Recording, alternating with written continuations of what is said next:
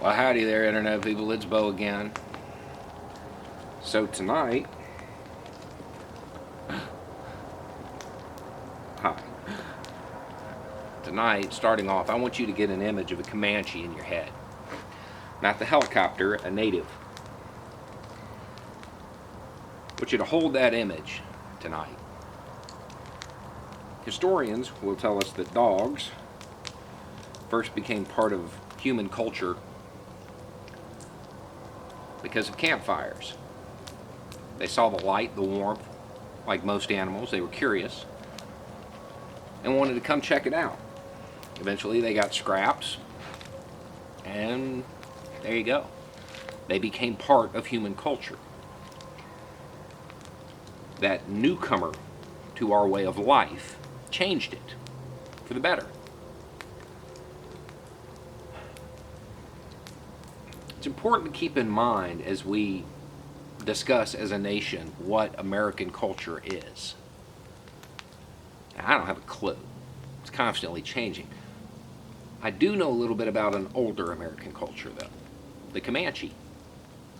Odds are the image you have in your mind is of a warrior on horseback with a spear or a rifle. It's a fair image. The thing is, they didn't always have horses. Horses were relatively new. In fact, prior to the horses showing up, which they got from the Pueblo, they were part of the Shoshone. They broke away because they accepted that. They accepted that new technology, so to speak. They accepted the newcomer. Changed their whole way of life. They were able to follow the buffalo. Eventually, you had migrants from the tribe they left come to them. It's interesting. Those changes in culture eventually become the culture, and it's hard to separate it from what it was before. It's just the natural progression of history. The horse became so important to them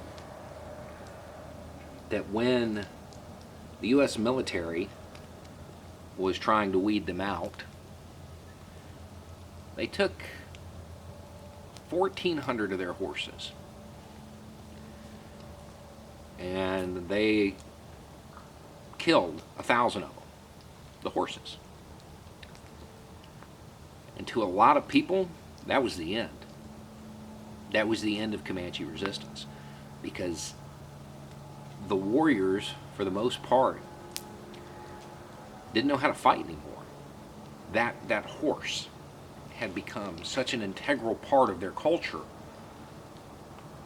that they just couldn't do without it.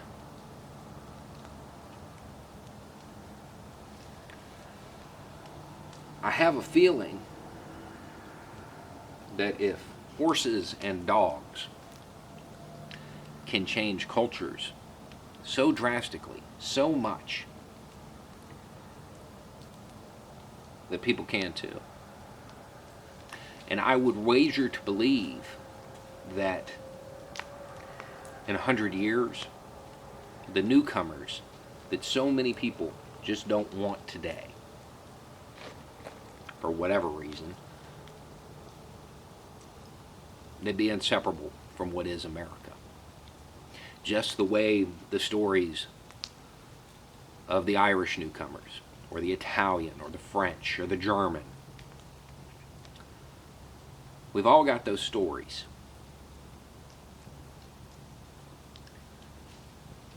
Every group of people has that newcomer, has that thing that they need to accept for their culture to continue, to grow. Otherwise, it stagnates.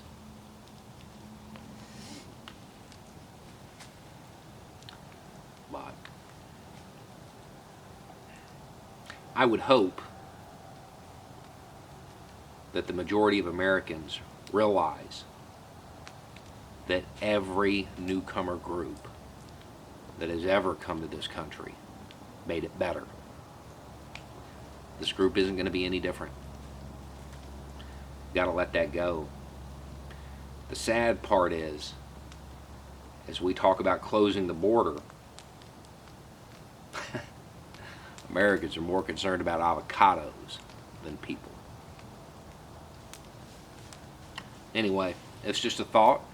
Y'all have a good night.